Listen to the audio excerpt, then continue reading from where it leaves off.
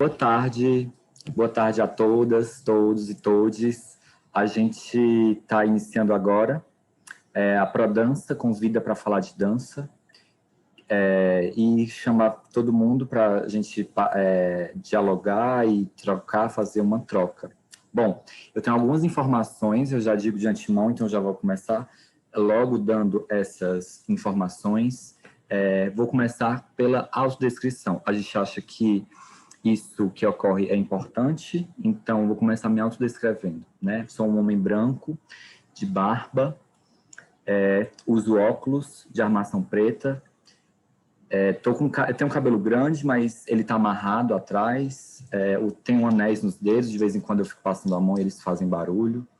Estou com uma blusa cor de vinho, atrás de mim tem duas janelas, uma do lado direito e outra do lado esquerdo, elas estão abertas, e em uma delas tem um quadro lá atrás, depois delas na parede. A parede é branca e as janelas são de madeira. É isso. Depois de fazer a minha autodescrição, eu sigo contando um pouco para vocês o que é a ProDança e até contando um pouco do que é a ProDança, como que ela chegou nessa formatação desse programa.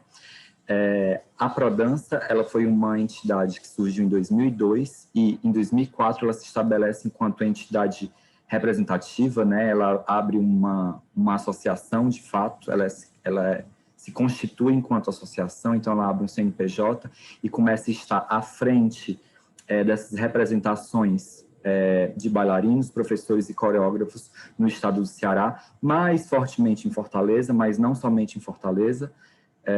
E, para além disso, não só no sentido de representação, mas também no sentido de incentivar outras associações e organizações rumarem para esse lugar de fortalecimento da sua comunidade, enfim, de abertura de novas associações e de organizações políticas na área da dança. De lá para cá, a gente tem passado por uma série de gestões. Atualmente, a gestão ela é composta por mim, William Pereira Monte, sou atual presidente, por Honório Félix, que está aqui na sala, vice-presidente, e Vitor Hugo Portela, que é o tesoureiro, e Fabiano Veríssimo, que está enquanto secretário. Vou admitindo as pessoas aqui aos poucos. A gente, nesse momento, está numa sala de Zoom e está sendo filmado para vocês, para a gente trocar um pouco um papo. E as pessoas que estão aqui nesse momento, elas vão entrando e começam a, enfim, seguir esse papo com a gente. Dito isso, falando um pouco da história, contando para vocês um pouco da história da ProDança, eu chego no programa ProDança Convida para falar de dança, né? O programa ele surgiu em 2018, a partir de um desejo nosso, né? A gente já estava nessa gestão e a gente começou a pensar possibilidades de encontro e de como que informações poderiam se cruzar, né? Então, como é que pessoas, a importância de trocar informações, de se fazer diálogos, né? Então, a gente cria esse programa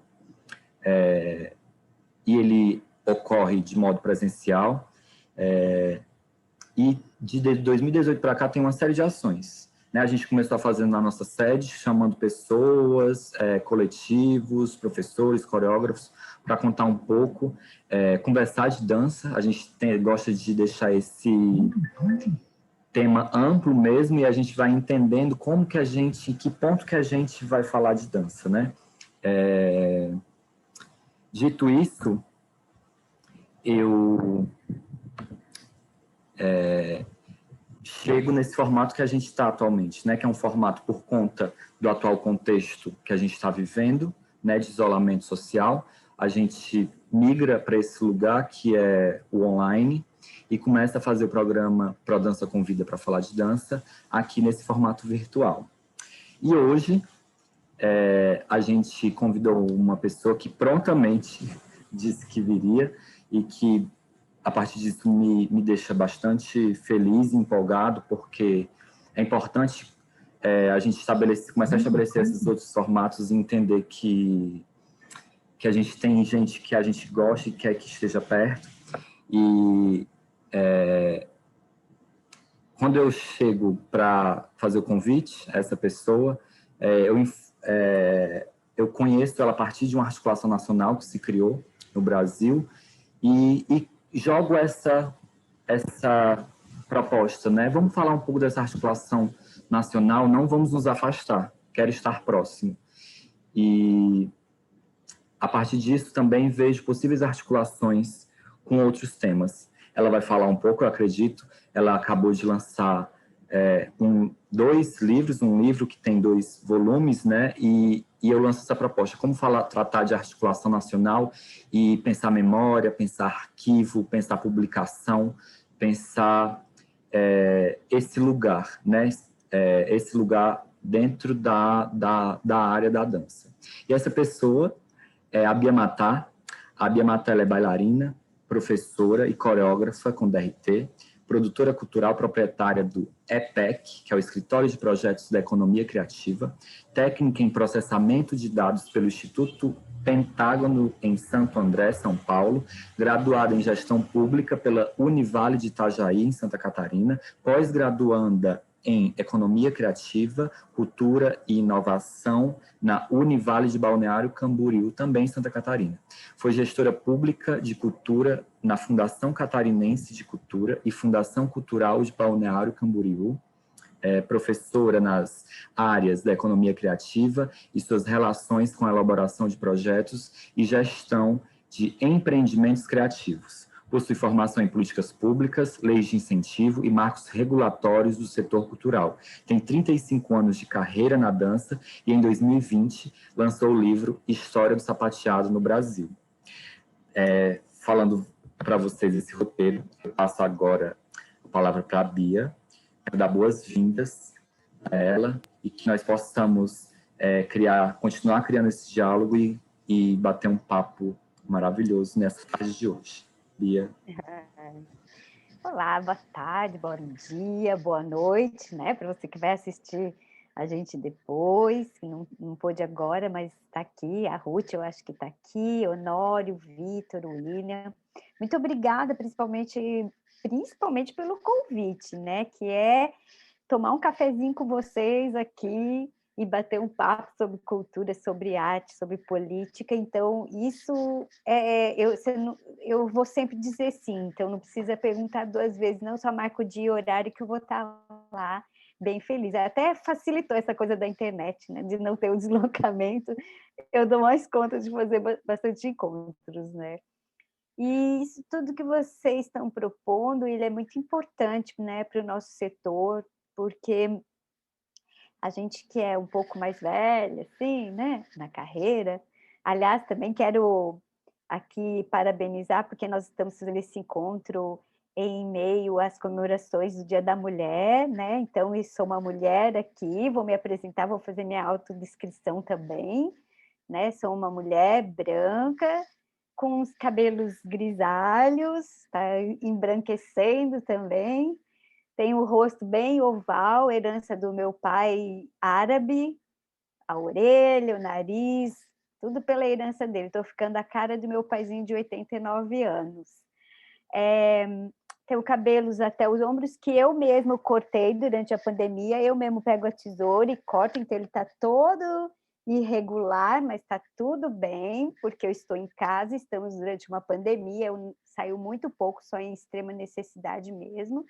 Então, eu mesmo me corto o cabelo e da família inteira. E estou usando uma blusa branca com os riscos em preto e estou no ambiente da minha sacada do apartamento em Balneário Camboriú. Ao fundo tem um quadro de uma mestra xamânica. Tem uma lareira que eu não uso porque eu sou vegana, eu não como carne, então ela serve para mim como uma estante de livros e de flores. Preparei também um cantinho com muitos livros para a gente falar um pouquinho deles, né, com armário, e tem uma janela e uma porta que me separa ali da sala. Então, falando isso, né, dando parabéns aí para todas as mulheres, também situando, né, a situação que a gente passa aí de muita tristeza, sobre 260 mil mortos e uma gestão desastrosa diante da pandemia.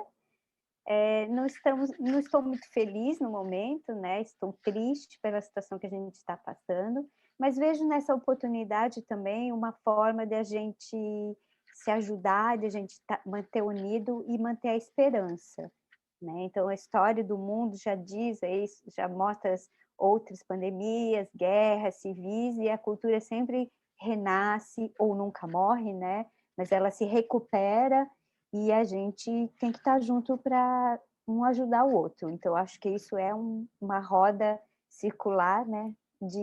De apoio mesmo. Então, eu sinto aqui um oásis em meio a toda essa dor e esse sofrimento que a gente está passando. Muito obrigada aí por vocês também estarem junto com a gente. Seguindo o tema, bom, a minha especialização em dança é sapateado, né? Sapateado americano, mas num contexto de danças e ritmos brasileiros, né? A técnica é americana, mas no contexto de danças e ritmos brasileiros.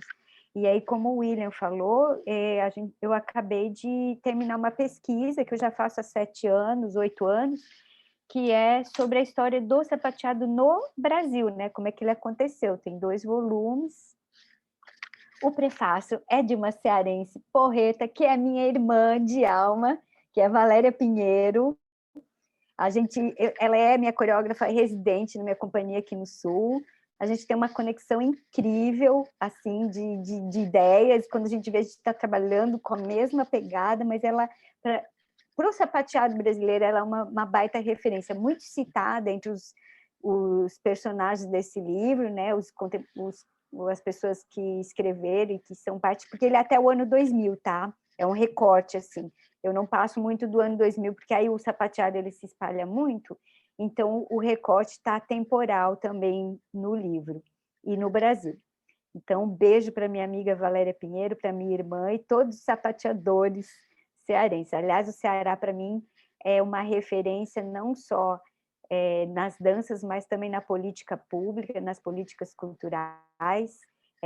Eu acho que vocês fazem um trabalho incrível mesmo eu acho que vocês têm um talento para isso, sabe? Para se reconhecerem, né, como pessoas importantes, que eu acho que isso que a gente tem que se considerar importante, primeiro, no cenário nacional, cada um de nós importa. E eu venho com isso trazer para vocês a importância também de vocês produzirem livros, artigos, textos. Acho que eu vou ficar, né, nesse recorte que foi a proposta desse encontro. Primeiramente, eu queria falar da importância. Isso é um CD. Sim, gente, é um CD. Ainda existe mídia física, e aqui em casa só o meu computador tem gaveta para isso.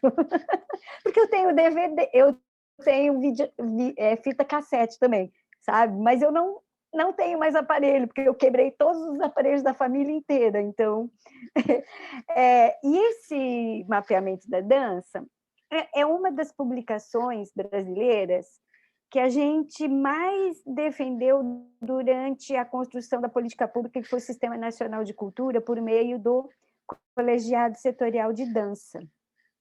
Eu até trouxe um passo a passo de como foi construído isso, só para eu não me perder. Por exemplo, em 2010, houve esse trabalho, essa compilação do Colegiado Setorial de Dança em fazer a publicação do Plano Nacional de Dança.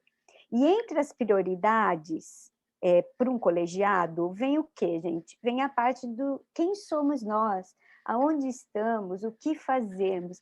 Então, sem um diagnóstico, sem um mapeamento, a gente não tem como fazer um prognóstico, não tem como trabalhar em uma política pública se a gente não sabe de si, se a gente não sabe onde a gente está, o que a gente faz. Então, para a gente, essencialmente, o mapeamento era uma coisa muito importante para a gente produzir documentos, políticas públicas. Então, isso começou lá em 2010, com a apresentação até dessa proposta pela UFBA, pela Universidade Federal da Bahia, que até então era uma das mais importantes faculdades de dança do Brasil, ainda é, mas hoje já temos muito, muito mais, né? Então, em 2010, sobre o governo do Lula e o ministro Gilberto Gil, a gente conseguiu colocar isso no plano e levar para uma proposta. Mas toda política pública, toda ideia, ela precisa se sustentar. Então, a gente precisava de dinheiro para isso, de de pessoas, né, de recursos, então a gente foi atrás dos recursos.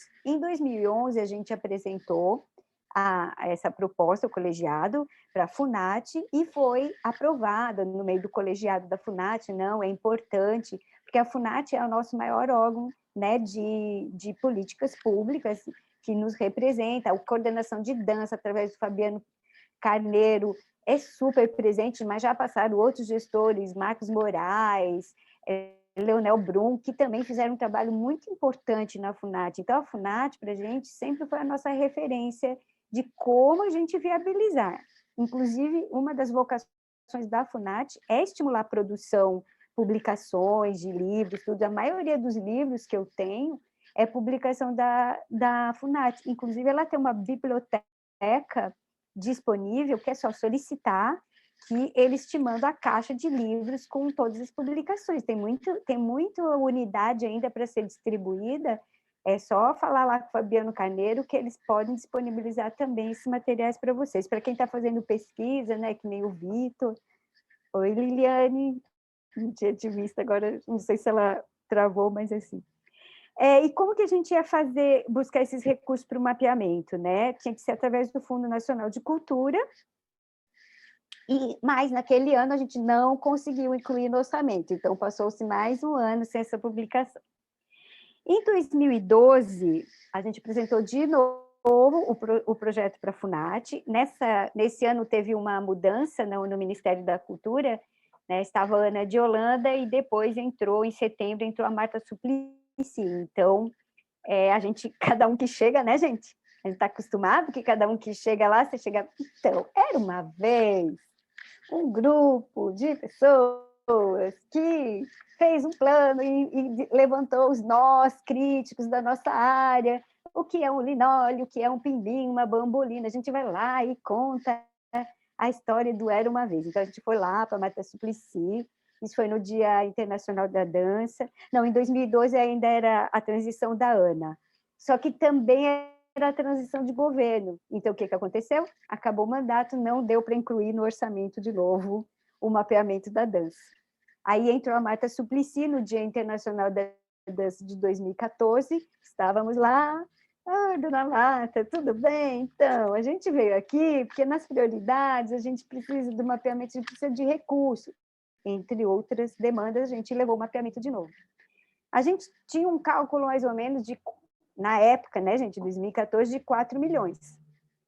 Mas ela falou que ia viabilizar 1 milhão.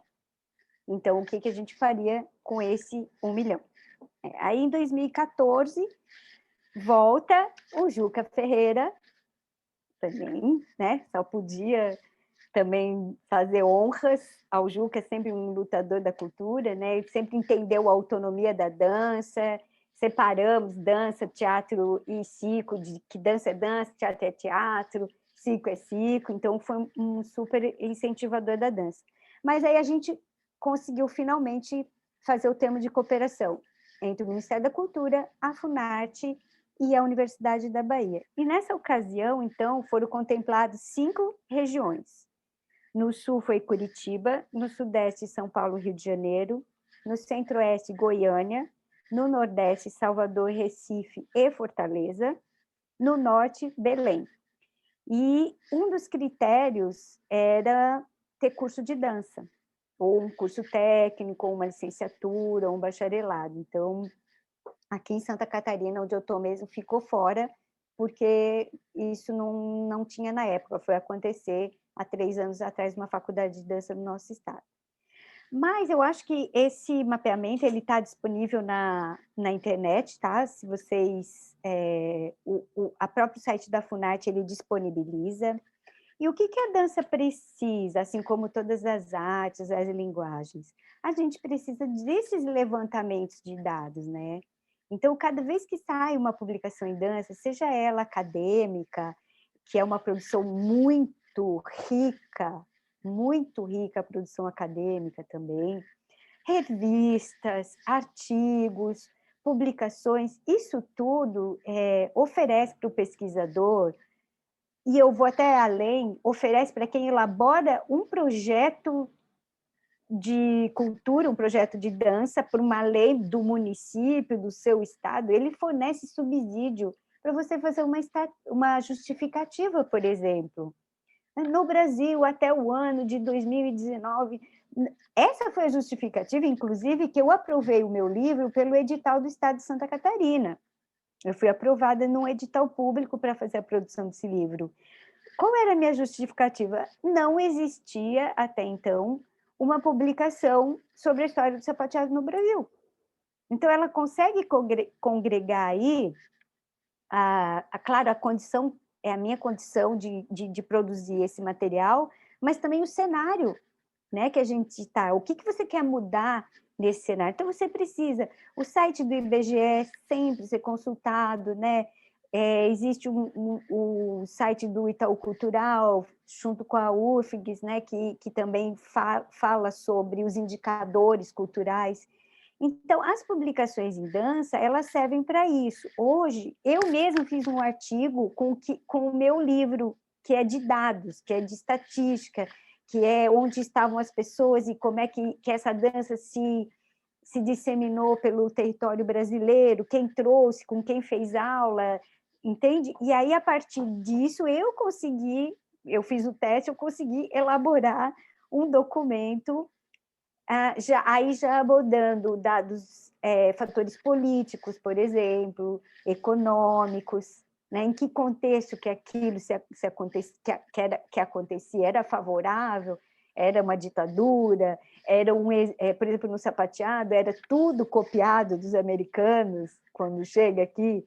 Então, era paz copiada, era filme do Fred Astaire, a referência era só Fred Astaire na vida, Gene Kelly. Então, como é que isso se desenvolveu? Mas aí, a partir dos fatos contados, de como foi desbravar essas fronteiras. Então, acima de tudo, uma produção literária, acadêmica, textual, ela é um subsídio para a gente ter dados para fazer os prognósticos, né, de uma política cultural ou de uma justificativa do porquê seu projeto é tão importante nesse momento, ou para você ser aprovado, né, mesmo em uma matéria que você esteja estudando, ou para você levar para a sua escola, para a sua academia, para a sua sala de aula. Eu vejo ainda muito desconhecimento, né, dessa história brasileira da dança. Então, acho que nunca vai ser demais uma nova abordagem, um novo olhar. Depois que você publica um livro, você ainda vê, poxa, deixei de fora tal pessoa que estava ali. Ele é incompleto. A pesquisa e essas... Quanto mais você cavoca, né, mais uma montanha vai aparecendo. E o mais legal também é que vai aparecendo as contestações daquilo que você também produziu. Não, tu está falando que foi o Billy Ascot que trouxe o sapateado do Brasil. Mas olha só, eu fui num tal lugar e eu encontrei uma senhora que ela falou que o vô dela já sapateava no Brasil antes de 1920, antes de 1930. Aí você fala, puxa, está contestando, então, que a história do sapateado chegou em 1930, porque alguém... Então, isso é um novelo que ele vai desenrolando, desenrolando, desenrolando, e isso é muito bom. Então, eu acho que o momento que você produz... Eu sou muito de escrever à mão ainda, sabe? Eu sou bem a moda antiga ainda. Agora eu estou mais me empolgando um pouco com podcast, eu tenho meus podcasts também, porque escrever à mão leva mais tempo, tal. Então eu gosto dessa coisa do podcast também, que é contar, mas eu escrevo antes para falar depois. Então, a gente que gosta de escrever, assim, bom, eu não estou dando conta do chat, tá, William? Se quiser do podcast, é Bia Cultura. Tudo é Bia Cultura, Bia Mater, Bia Cultura. Na verdade, eu estou com 2 canais de podcast, então tem o Bia Cultura e Bia Mater Cultura, né? Pode ir nos 2. Mas cada vez que alguém me provoca para uma live ou para um assunto, eu fico até com rinite, porque eu vou fuçar os meus textos, aí sai aquele cheiro de traça de livro, que eu amo aquele cheiro, o pó das minhas escritas, assim, o que eu tenho de caderninho escrito, nossa, dava mais uns 3 livros, assim, mas eu sou muito da escrita, né? Ó, eu faço tudo aqui, caderninho, assim, tem aqui as coisas de marcar livro, que eu amo um livro. Mas eu queria também falar da importância de revistas, por exemplo. Essa aqui da Funarte. O que acontece? Até tem eu tenho aqui, não é novo, mas eu tenho aqui que está escrito, ó, CREF versus dança. Isso aqui é de 2001. Então, a gente vai vendo que os problemas e as soluções que a gente quer para o agora, elas não nasceram agora. Não é um problema atual o professor sem capacitação na sala de dança, sabe? Um setor como a educação física querer abarcar a dança, ou a capoeira, ou a yoga, porque nós não temos a profissão regulamentada ainda, nós não somos regulamentados. Mas isso tudo tem um histórico, né? A minha mãe era bailarina do Municipal de São Paulo. E eu aprendi a dar aula com ela em escolinha pública, assim, sabe? Em colégio público. Com 14 anos, ela me levava para aprender a dar aula. E eu lembro da mamãe comentando que a professora de dança do outro colégio era muito ruim, muito mal preparada, muito despreparada. Veja, hoje a minha mãe, se ela estivesse viva, infelizmente ela faleceu muito nova, ela estaria com 80 anos. E ela falava isso quando ela tinha 30 anos. Então, eu ouço falar 50 anos, mas isso deve ser já muito antigo. Mas o que eu penso também é que se há 50 anos atrás era difícil encontrar material para você fazer a sua formação, a sua capacitação, hoje já não é desculpa para isso, né? Porque hoje a gente tem o tal do Google, né? A gente tem e-mail, que nem tinha muitos anos atrás. A gente tem muitas ferramentas tecnológicas. Hoje, qualquer palavra que a gente digita, a gente começa a entrar. E aí, de novo, é eu começar a fuçar, é comparar a informação, é saber de onde provém aquela informação. Eu mesmo, que eu gosto de fazer artigo, gosto de fazer produção, daí eu já me deparo assim, eu vou digitar alguma coisa, história do sapateado. Quando eu ia digitar a história do sapateado no Brasil, eu chegava em sites, em publicações, que estava o meu texto publicado, do que eu já tinha feito, mas sem crédito, sabe? Sem dar o crédito para aquilo. Então, hoje é uma infinidade de informação, só que o problema continua o mesmo. Se você não souber pesquisar, e se você não souber a fonte, né, da onde aquilo está vindo, você vai realmente cometer algumas gafes, alguns erros, que isso também vai ficar gravado para a sua vida. Então, há uma seriedade também. Ao mesmo tempo que eu falo, escrevam, publiquem, vão atrás, na mesma medida eu peço, mas observem de onde vem aquela informação, comparem, né? Então, eu acho que é por aí. Eu estou indo rapidinho para deixar o tempo para depois, mas eu queria mostrar um livro, só um minutinho.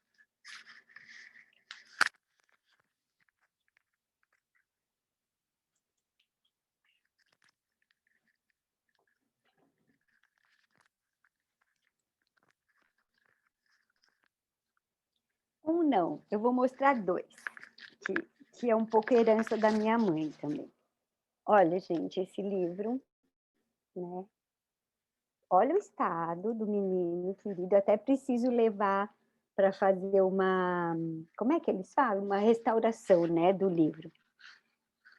É Editora Globo, Rio de Janeiro, Porto Alegre, obra recomendada para um fundo de cultura geral, né? Olha assim, Guia dos principais bailados do século XIX e XX. Esse livro da mamãe, ele é de 12 de novembro de 1960. Tá? Então, assim, é tesouro, gente. Livro é o maior tesouro que a gente tem, é essa produção do conhecimento. Não é quanto carro a gente tem, não, quanta propriedade a gente tem, quanta joia a gente carrega. A maior riqueza da gente é isso aqui, ó, é o relacionamento, a nossa rede de relacionamento e o que está aqui dentro.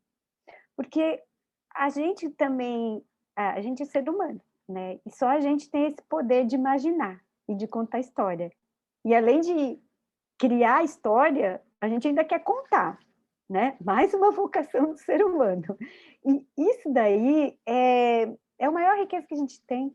Aí, outro livro também que eu comecei, como a maioria das mulheres da minha idade, comecei aprendendo balé clássico, né? Que era onde a gente começava, né? Começava no balé, piano, era uma tradição, assim. Então, aí tem esse aqui, ó, o Dicionário de Balé, de Madeleine Rosat.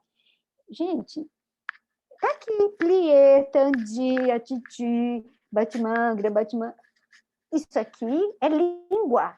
A gente fala uma língua, né? Então, a dança ela é uma linguagem falada, escrita e corporal. Então, a produção textual da dança e do audiovisual, que a gente tem feito muito, é uma produção humana e deve ser estimulada. Bom, gente, eu teria muito mais coisas, assim, principalmente para falar dos livros, assim, que é importante. Teresa Rocha está aqui no meu dicionário, na minha biblioteca, com um livro em 3D, o livro dela vem com óculos, assim, né? Tipo, já super sacada a da Teresa Rocha também. Tem do Roberto Pereira, né? Um dos primeiros críticos, historiadores de dança pela Universidade do Rio de Janeiro, que tem uma coleção. Tem a produção dos seminários de dança de Joinville. Então, é isso, eu acho que vale a pena, no mundo que te parece sempre ir para o tecnológico, para o digital, eu acho que ainda vale a pena a gente pensar na escrita, no livro, na publicação, sabe? Eu acho que isso para quem dá o valor, né, uma biblioteca, a educação, e eu acho que o bailarino ele não se forma só em sala de aula, né? Eu sempre digo, como eu sou jurada de festival, professora, assim, eu sempre digo assim, olha, eu acho que a tua coreografia tem problema de que você só ficou na sala de aula. Eu te recomendo a visitar um museu, comprar uma máquina fotográfica e sair fotografando para você ter, né, uma visão, uma lente. Então, para a gente ser criativo, para a gente estar sempre ligado no que está acontecendo, você precisa dessa linha de o que... Eu vejo muito problema também em jovens não darem valor aos seus antepassados, sabe? Também, eu acho que eu fiz esse livro com um pouquinho dessa coisa me batendo assim também, sabe? O meu currículo, eu tenho faculdade agora, tá, William? Eu me formei só o ano passado, eu não tinha graduação. Porque primeiro que eu queria fazer graduação em dança, e não tinha aqui em Santa Catarina. Eu sou uma pessoa, não me bota em ônibus, em avião, que eu enjoo igual uma louca, nunca que eu ia fazer uma graduação para sair longe. Então, eu terminei uma faculdade, eu tinha 55 anos, ponto. Mas eu sou dedicada, eu ganhei prêmio estudantil e ganhei uma pós-graduação. Aí estou fazendo economia criativa, cultura e inovação. E eu adoro estudar. Gente, certificado não me falta, né? Eu não tenho título acadêmico, mas certificado não me falta, porque eu sou a louca de fazer curso, de ir atrás, de dar palestra, adoro. Mas nessa que eu estou falando de agente, gente, eu sou artista, eu sou bailarina. O meu currículo, ele começa assim, ó, formada pela Escola de Balé Evelyn, em São Bernardo do Campo, São Paulo. Tive como professores Ricardo Andones, gente, eu tive Redan, no jazz, de professores. Meu currículo tem nomes de pessoas, não tem instituições de ensino. As instituições de ensino começam a aparecer lá no final, porque a nossa arte, ela é também uma arte de gente para gente, né? É o professor, educador, que também transmite seus saberes. Então, ela é transmitida pela tradição também. Então, assim, eu acho que as duas coisas são importantes, elas caminham juntos, né? A sua experiência. Meu Deus, Leandrinho Neto tá aqui, não acredito! Agora eu emocionei, porque ele faz parte do livro também, viu, gente? Ele é personagem desse livro. Gratidão, meu amor. Então é isso, gente. Eu termino aqui a minha fala, né? Essa minha colocação poderia ficar horas, mas a gente tem que respeitar o tempo, que é, por favor, publiquem, pesquisem, escrevam livros, sabe? Façam sem crítica nesse momento, façam com as coisas, deixa sair, deixa fluir, deixa acontecer. Uma hora vai acontecer. Eu não tinha pretensão de escrever o livro, embora eu escrevesse sempre gostei de escrever, sempre fiz texto, sempre fiz artigo, eu não achava que eu ia fazer livro. E quando eu entrei no edital, eu também não acreditava. Então, e aconteceu, e surgiu a oportunidade. Então, acho que é isso. Muito obrigada aí por... A gente que agradece, Bia. A gente que agradece. Eu já, agora, já vou colocar aqui para quem quiser fazer alguma pergunta ou quiser, por exemplo, o Leandro, que está no livro, quiser comentar algo também, a gente passa para esse segundo momento, que é um momento de diálogo, né? E aí eu já coloco de antemão que eu vou, quando você veio falando da Funarte, né? E ao mesmo tempo também no início da sua fala você falou sobre a atual conjuntura política que a gente se encontra, que não é nada favorável. E aí você fala sobre esse processo, né, de solicitação junto à Funarte, porque a Funarte disponibiliza para bibliotecas, né? E aí eu junto essas duas informações, né? Como com essa atual conjuntura de governo que a gente está aí, está sendo desmontada as estruturas, né? Estruturas como a Funarte, que inclusive é importante a gente ressaltar e falar que a dança perde, a arte e a cultura perde bastante com isso, né? Mas, dito isso, se você tem alguma informação desse atual contexto, né, de desmonte, se ainda é possível a gente acessar essa informação, como se encontra isso, se a gente pode, se a gente não pode, e também da importância, eu trago isso aqui um pouco para a gente pensar na importância de não se perder essas estruturas, né? Como é que a gente, de algum modo, por exemplo, começa a articular daqui e de acolá por esse lugar, né? Junto à Funarte, dizer assim, a gente está aqui falando de uma biblioteca, mas a gente pode falar disso, daquilo, né? De vários assuntos que compõem, que estão dentro ali, inseridos dentro da Funarte, né? E aí eu lanço essa pergunta para ti. Eu acho que a gente pode ir fazendo blocos de perguntas. Eu vi que o Vitor levantou a mão aqui também. E aí, você já quer me responder logo ou o Vitor também já pode partir para pergunta, para a colocação dele para a gente conversar? Eu esqueço, tá, William? Eu prefiro responder um por um, porque eu esqueço. Não, ótimo. Ótimo, então a gente vai Por isso que fazendo eu anoto tudo. Então, Então a gente vai indo de um a um, tranquilo. sobre a Funarte, eu acho que, como é importante, né, a dança, ela é muito disciplinada para fazer documento, sabe? Para fazer nota de repúdio, para fazer carta de recomendação. A gente é muito bom nisso. O primeiro plano setorial do Sistema Nacional de Cultura, do Plano Nacional de Cultura, foi a dança. E com com todo respeito a todos os participantes, foram feitas muitas mãos, mas ele é o melhor plano de todos os setores. Ele é um plano exemplar. Então, a gente é muito bom nisso, em produzir documentos. E falando em essa produção textual também, eu tenho aqui para mostrar para vocês um caderno da Funarte, 10 anos, né, dos prêmios de fomento, circo, dança e teatro da Funarte, de 2006 a 2015. que foi a última vez que a gente teve o prêmio do Clausiana, né? Como a gente só está perdendo, a gente só vem perdendo, desde 2015, a gente veio perdendo recursos, a gente veio perdendo o respeito, né, de como sermos bandidos, que só mamamos nas tetas do governo, e que é isso aí. Tá? Então, a gente... Bom, peraí, para aí, não é bem assim. Tem coisas para melhorar? Ok, vamos melhorar. Muitas vezes, e eu falo isso criticamente também, eu acho que muitas vezes os espetáculos de dança, eles abriram mão, sim, do seu público, porque já estavam com seus recursos garantidos, porque já estavam, né, com a sua produção levantada, e abandonou-se um pouco aquela estratégia de formação de público. Daí vem de novo um novo grupo, e a gente tem que, ó, como é que a gente bota público de novo? Entendeu? Eu sou da época de me vestir de personagem e ir de sala em sala da escola pública e dizer, ó, gente, eu vou ser o bicho grilo, não, eu vou ser o grilo falante da história do Pinóquio, que era, né, para chamar as pessoas, vender rifa, fazer brigadeiro para levantar a produção, tal. E aí vem um pouco isso, né? Tudo bem.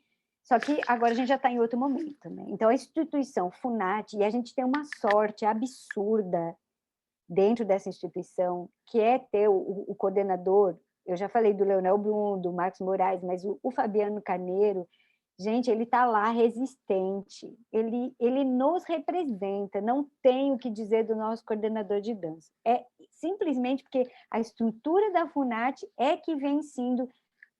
Vocês acompanham, a gente está numa situação eventual agora, em que estão fechando a Escola Nacional de Circo para colocarem a parte administrativa da Funat no prédio, onde é a Escola Nacional de Circo, porque eles não têm dinheiro para sustentar o prédio que eles estão.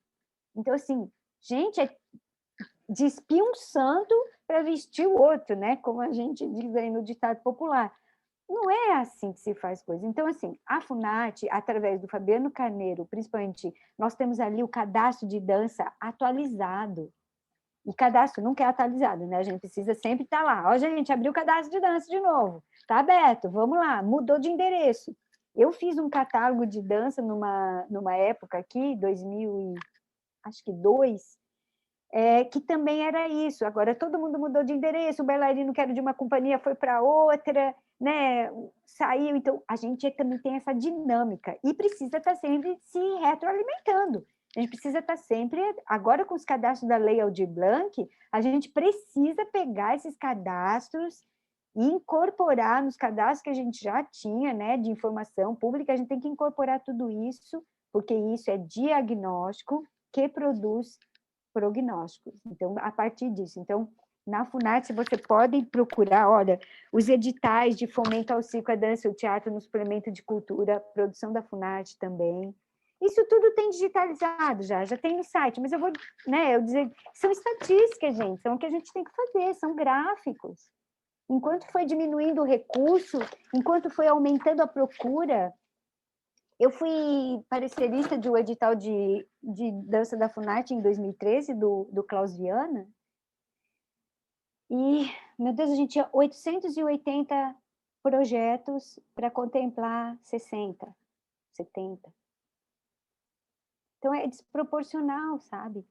A gente estimula, a gente faz curso de elaboração de projetos, a gente capacita as pessoas, vira gestor público, vira tudo, você capacita, a pessoa vai, e aí, à medida do investimento público e privado também, porque eu não tiro o privado dessa responsabilidade, os bancos, né, o sistema S, eles têm que incentivar essa produção. Então, a gente aumenta a demanda, mas não aumenta... a gente aumenta a procura, mas não aumenta as verbas, as instituições, a demanda e a procura ficam desproporcionais. Então, aí a gente volta de novo no panorama econômico em que a dança se encontra. Também estou fazendo agora um texto sobre economia da dança, né? Estou fazendo um projeto agora, e a gente tem que rediscutir os modos econômicos também do nosso setor. Eu acho que é outra live isso também, mas isso aí é importante a gente citar. Não sei se eu respondi a sua pergunta, William, mas eu acho assim, a Funarte, a UFBA, as universidades em si, que têm as licenciaturas de dança, elas têm um arcabouço teórico de produção que eu acho que são super acessíveis, basta você procurar. O Fabiano, eu tenho certeza que é só entrar em contato com ele, que ele te manda e envia isso. Não sei se o correio quem vai ter que pagar é a gente, porque que não tem mais recurso para nada, né? Provavelmente, não sei, ainda tem mas talvez a gente que pague. Mas por uma boa causa dessa, assim, para ter uma biblioteca, um acesso desse, é possível, né? Assim, fazer esse esforço. Obrigado pela resposta. Eu vou passar agora para o Vitor. Vitor, tu quer perguntar pelo chat ou então Eu vai abrir teu falar. microfone, né? Tá bom, Vitor.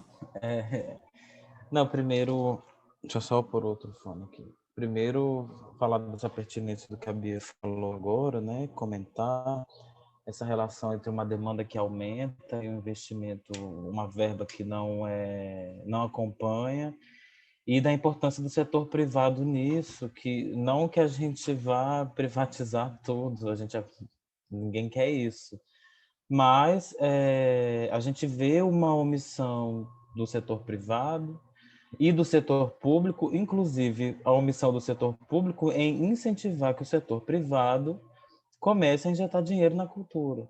Então, tudo acaba no Estado, querendo ou não, né? Mas a minha pergunta, eu tinha levantado a mão para fazer outra pergunta, se você quiser pode comentar isso. Eu queria que você falasse como foi o processo de composição do livro, assim, você falou que são 7 anos de pesquisa, como foi essa decisão de compilar isso numa publicação que dá uma capilaridade maior, né, da coisa, como foi esse processo de convidar as pessoas, de escrever uma história múltipla a partir de uma multiplicidade de corpos, né? Queria que você falasse um pouco sobre isso. Eu vou começar de trás para frente. Cara, esse processo do livro foi assim, eu fazia festivais de dança e tive escola de dança em Florianópolis e sapateado, aliás, a primeira escola de sapateado de Santa Catarina e tal. E eu sempre gostei muito de contar a história da dança. Eu já tinha isso um pouco com a história da dança, no geral, de que eu participava bastante disso, mas aí, como sapateadora, eu quis me especializar nessa história do sapateado também. Então, eu começava com palestras no Festival de Sapateado de Florianópolis. Aí eu ia lá e montava uma palestra. Comecei pela história do sapateado americano e depois comecei a contar a história brasileira. Por quê? Porque eu sou velha, né? Velha adora contar a história do que fez, onde passou e tal. Então, a minha própria vivência já era metade, um pouco mais da história. Só do que eu já participei nesse cenário de sapateado, já era bastante parte do livro. Eu tinha que resgatar alguma coisa, mas era bastante coisa. Então eu falei, poxa, eu vou falar como que eu encontrei o Leandro, eu vou falar como que eu encontrei a Valéria Pinheiro, eu vou falar como que eu comecei a dar aula, como que o sapateado chegou em mim, como eu cheguei no sapateado. E foi por aí, essa mesmo do Dia Internacional do Sapateado, que a gente tem um dia e tal. E foi por aí. E aí eu fiz 6 anos essa palestra, dei no Passo de Arte a palestra também, fiz outros festivais falando sobre a história do sapateado também. E aí eu estava saindo dessa palestra no Floripatep de 2019, e aí teve um menininho que estava na palestra, ele era um designer, ele estava se formando em designer, e ele estava fazendo aula de sapateado, ele era aluno da academia também. E ele falou, Bia, você não quer transformar essa palestra num livro? Porque eu tenho que fazer meu TCC, e eu acho que ia ficar tão legal isso. Eu fui provocada mesmo, sabe? Caramba, daí, né, bate aquele... Dois queridos, era o Murilo Iratomi, que ele é o designer do livro, que é o designer, ele é um chuchu, o William já recebeu aí o livro, ele é um chuchu, ele é uma preciosidade, e o Fernando Flesch, que foi meu aluninho, assim, de 9 anos de idade, e hoje ele é o baita sapateiro, então os dois com aquele olhinho, assim, de cachorro que caiu da mudança, você não quer? Aí eu falei, vai, vamos lá. E aí, desengatou, né? Botou o gatilho. Só que aí veio a pandemia, né? Enquanto eu estava escrevendo o livro, estávamos na pandemia. Estava sendo candidata a vereadora da minha cidade e estava terminando a faculdade que eu ia terminar. Essa que eu entrei em 7º, não sei de novo, mas dessa eu ia sair. Então, juntou tudo isso, sabe? Olha, eu acredito em Deus, eu acredito nas forças divinas, espirituais, nos anjos, nos santos, em todo. Eu acredito em tudo isso, porque quando você tem um desejo, quando você tem a vontade que aquilo aconteça, o universo conspira. Por isso que desejar e querer fazer alguma coisa te move a fazer as coisas. E vai pela vovozinha aqui, a tia Bia, que isso é verdade. Então foi isso, Vitor. Foi uma conspiração, sabe, de forças. E aí que eu te falei também. Quando ele falou, vamos escrever o livro, eu comecei a escrever. No final do ano, abriu o edital do Estado de Santa Catarina. Falei, Murilo, eu vou colocar o livro lá. Eu já ia publicar do meu bolso mesmo. Mas eu falei, eu vou botar o projeto lá. Se eu passar, pô, a gente faz não paga tudo, mas a gente já tem uma coisa para melhorar o material, para ficar uma coisa mais bem acabada e tal.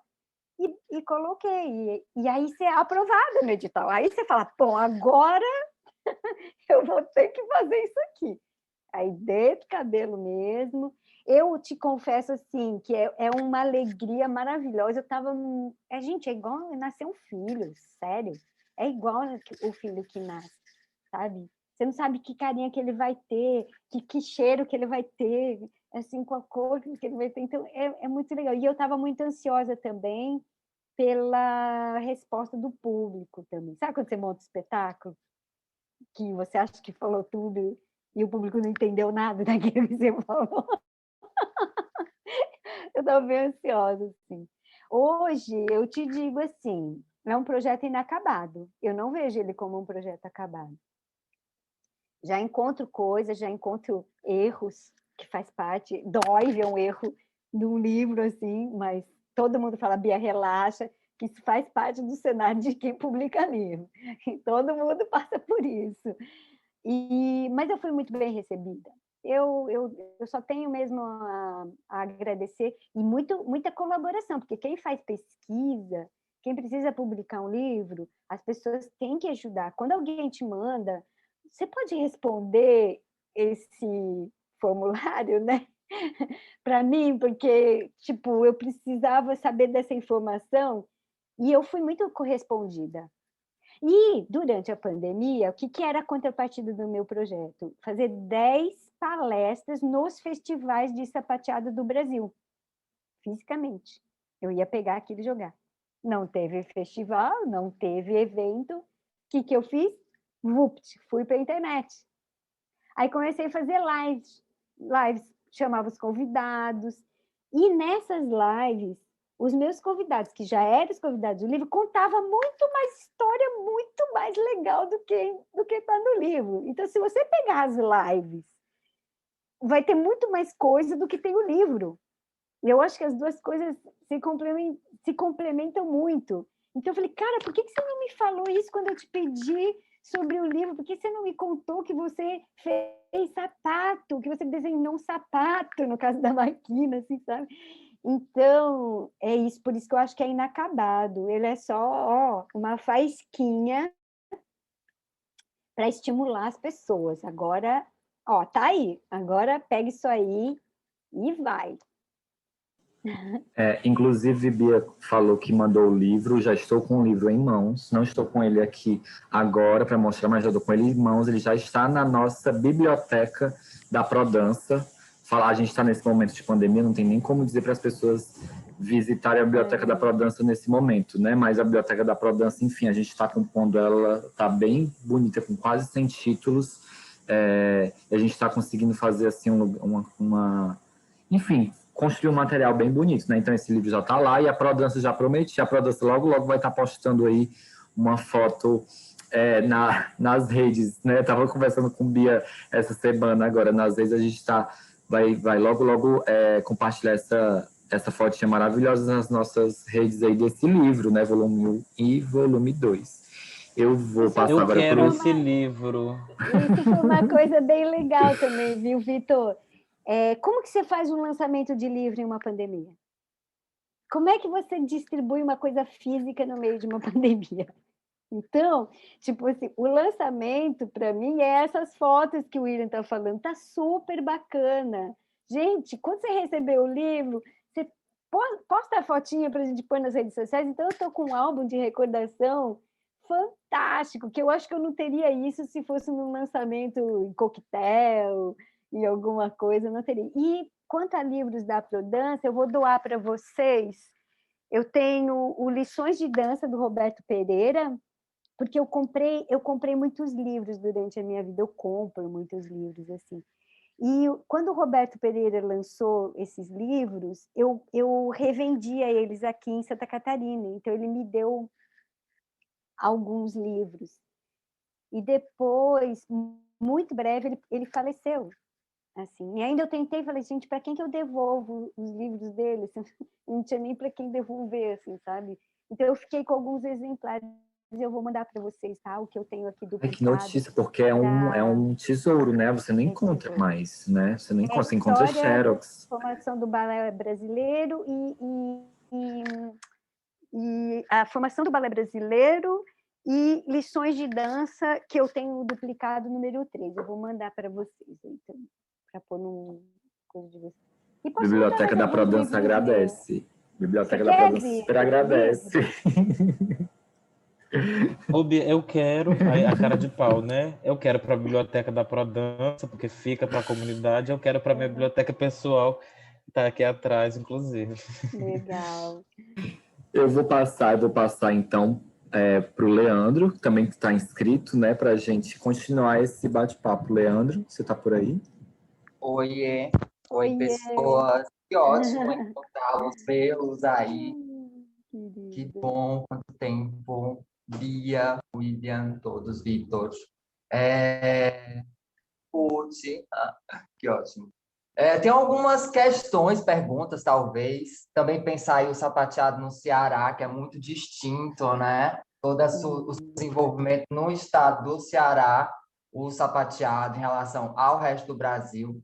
Acredito que o sapateado, a contemporaneidade do sapateado está aí, né, em Fortaleza, no Ceará, desde da sua questão de composição coreográfica e o seu caminho com a história, né? Eu acho que no Ceará tem um desenvolvimento muito forte com a composição, né, com a coreografia, com esse diálogo mais com editais, com espetáculos, enfim. Tem esse atravessamento mais forte, né? No Ceará, esse percurso contemporâneo de um sapateado. E aí, falando sobre essas coisas de lei, que tá, eu não tô no Brasil, já vai fazer 1 ano e meio, então, e também nunca fui muito de estar envolvido no edital ou dentro das leis, mas há alguns dias conversando com a Tati Sanches, eu sempre fiquei nessa questão de entender a dança e o comércio, né?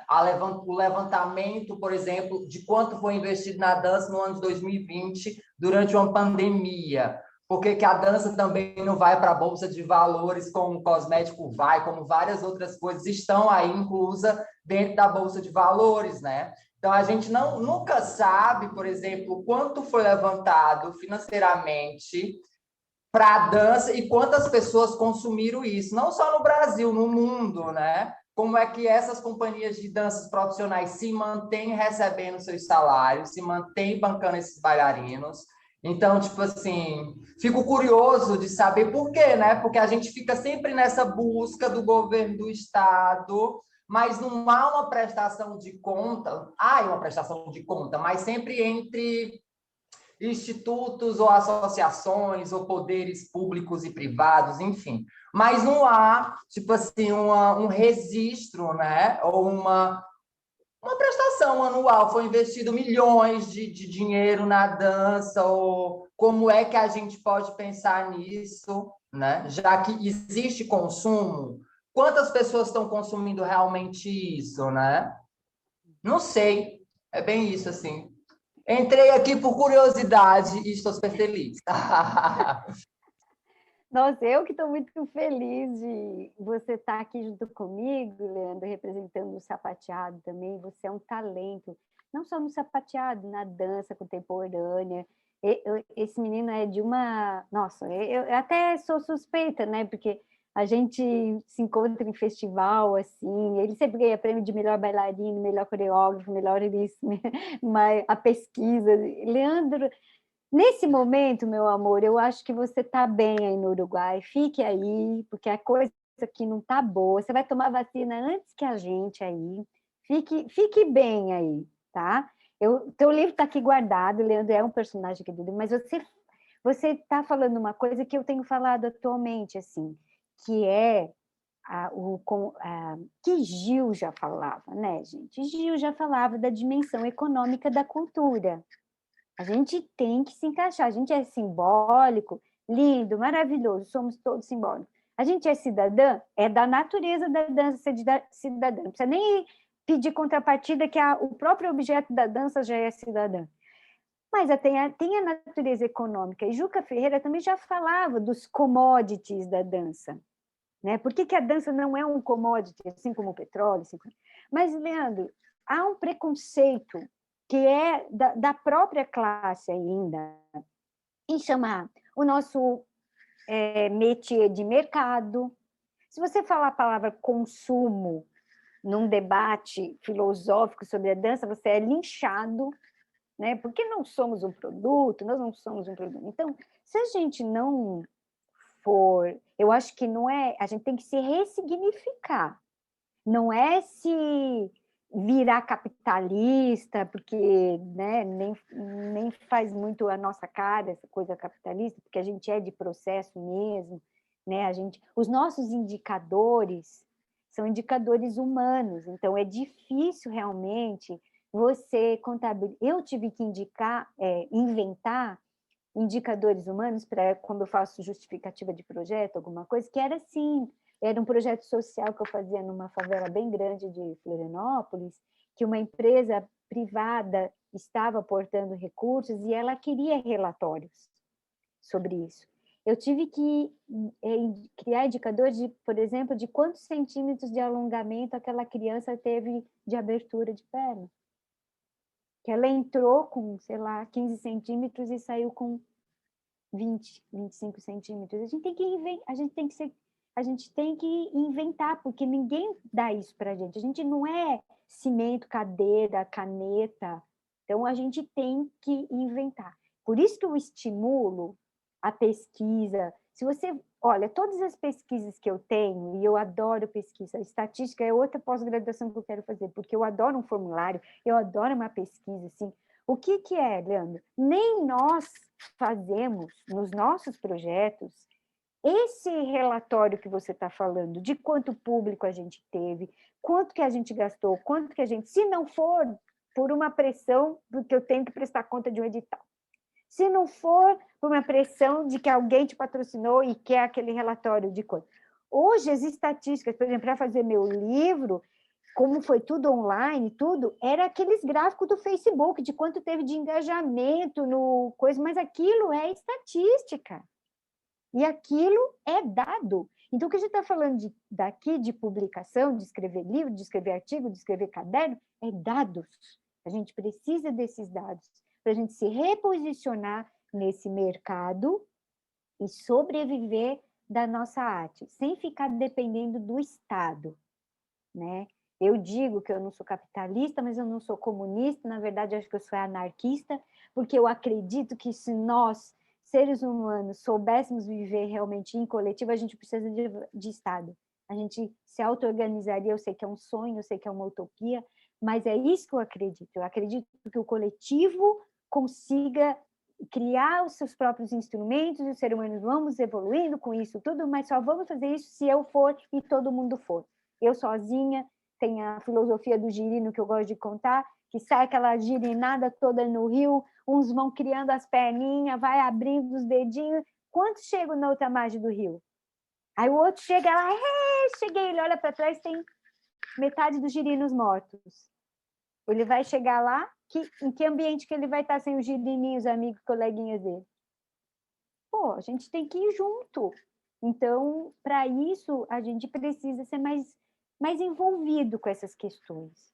Eu falei aqui na live, né? Menos sala de aula, menos técnica, virtuosismo, e mais museu, mais gabinete de gestor público, sabe?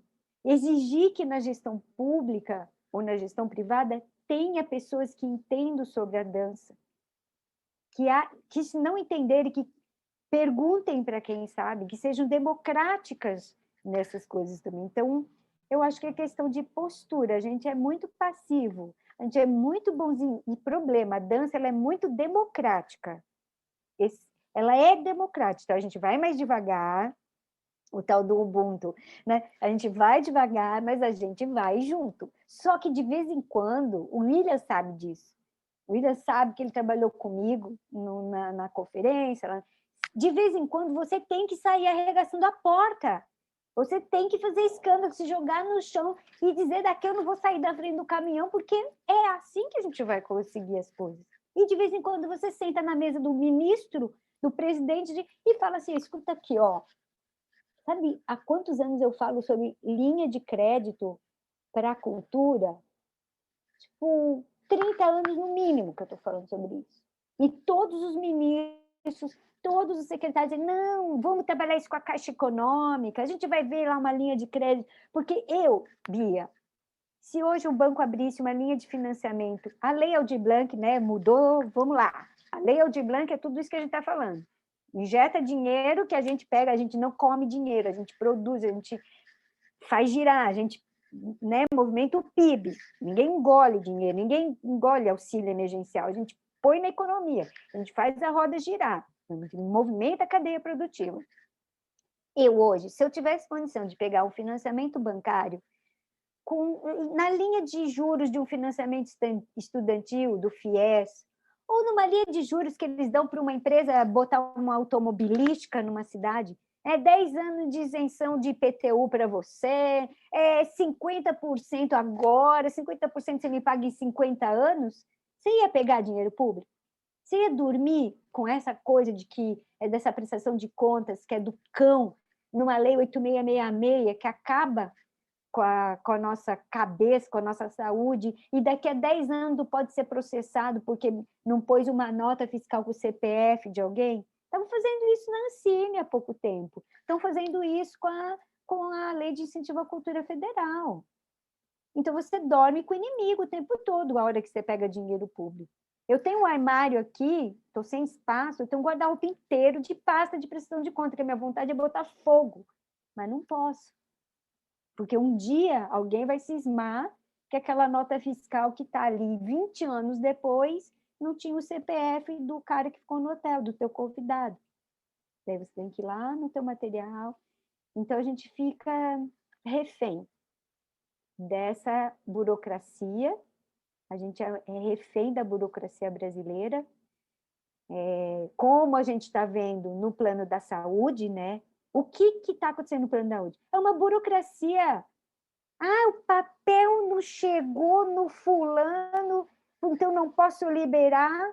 Então tá bom, então a gente abre a licitação, dispensa a licitação, o cara vai lá e rouba o dinheiro dos respiradores. Nós somos esse cidadão refém de uma postura, de uma condição de cidadã mesmo, que a gente tem que incorporar a cidadania na gente. Para ser democracia, a gente tem que incorporar a cidadania e entender que a gente não vai fazer isso sozinho, e que vai precisar suar a camisa, sabe? Ficar com tendinite para você conseguir as coisas para sobreviver de arte no Brasil. Porque certeza. Nós somos o último da fila. Com certeza, sem dúvida, é isso. Estava conversando essa semana com uma pessoa que fez um projeto em 2014 e semana passada recebeu um e-mail solicitando um CPF ou uma nota que eles não encontraram de 7 anos atrás. E a pessoa não sabe o que fazer, porque ela pode ser multada, né? Então, você Não é devolve o isso? dinheiro corrigido com juros e correção monetária. Então, o que era 2 mil há 10 anos atrás, vai ser 120 mil atualmente, uma coisa assim. E você fica com o nome sujo e não vai poder entrar e receber mais nenhum dinheiro público e acaba com a vida das pessoas. Bia, a gente passa de 1 hora já de conversa, e aí mas maravilhosa, uma conversa maravilhosa, e aí eu devolvo para ti já meio que te pedindo para dar as últimas palavras, os seus agradecimentos, as tuas redes sociais, para que as pessoas que assistam essa live possam te seguir, possam conhecer o teu trabalho, possam entrar em contato contigo para comprar um livro, né, saber uma informação, enfim, tudo isso. Tá, não quero acabar mesmo a minha fala com revolta, com tristeza, com raiva. Eu quero acabar ela com esperança, sabe? Com desejo de saúde e de uma vida melhor para todos nós, assim. Então, eu quero acabar dizendo, gente, vamos ficar assim, unidos, Leandro, vamos consumir uns aos outros, vamos nos consumir como pessoas, vamos nos consumir como artistas. Embora a gente esteja do distanciamento físico, né, tá, as coisas estão acontecendo na internet, então sim, a gente tem que se valorizar, mas a gente tem que começar pela nossa comunidade. A gente tem que se prestigiar mesmo, sabe? O amigo vai fazer uma live, um espetáculo, vamos, na medida do possível, vamos, assim, dá para a gente fazer isso. Então, eu acho que é uma retomada de, gente, vamos continuar junto e vamos continuar esperto. Vem aí novas eleições, a gente precisa, sim, se organizar politicamente. A dança é um corpo político, o corpo é a dança política, a política é uma dança de corpo. As coisas, passam juntos. Vocês estão numa associação, vocês sabem o que é, o sufoco para manter as pessoas engajadas. O sufoco que é para pagar as contas de um contador, do imposto de renda de final de ano, de manter um CNPJ ativo. Então, se a galera não se empenhar, não ajudar, sabe? Onde a gente pode chegar? A gente não vai chegar sozinho em lugar nenhum, vai morrer todo mundo. Então, a gente precisa do engajamento das pessoas, sim. Então, eu quero terminar com isso. Por favor, vamos nos manter unidos. Do meu livro, entre nas minhas redes sociais, Bia Tepe, e eu explico ali como fazer, um Pix, né? Hoje em dia é Pix, eu encaminho pelo correio também, para quem precisar, e se for projeto social, uma universidade, uma instituição pública, eu posso doar também, porque eu tenho uma contrapartida de doação em que eu posso doar também. Quem pode comprar, ajuda, mas quem não pode, a gente está fazendo a doação também para essas pessoas. E muito obrigada, gente, mantenham-se firmes, sabe? Mantenham-se firmes. Ceará, já falei, amo o Ceará, amo esse estado, amo Fortaleza e todas as pessoas que estão aí fazendo dança de muita potência, de muita qualidade. E muito obrigada aqui a Ruth, a Liliane, Honório, Vitor, Leandro, William, que estão aqui hoje, e todo mundo que vai aí, né, assistir a qualquer horinha, isso, assistam mesmo, assiste o debate inteiro, daqui a pouco vem meu colega Rui, que também vai arrasar, tenho certeza, e muita força para todo mundo, gente, muita saúde, muita força, e que essa indignação nos mova, a gente tem que tornar a indignação ação.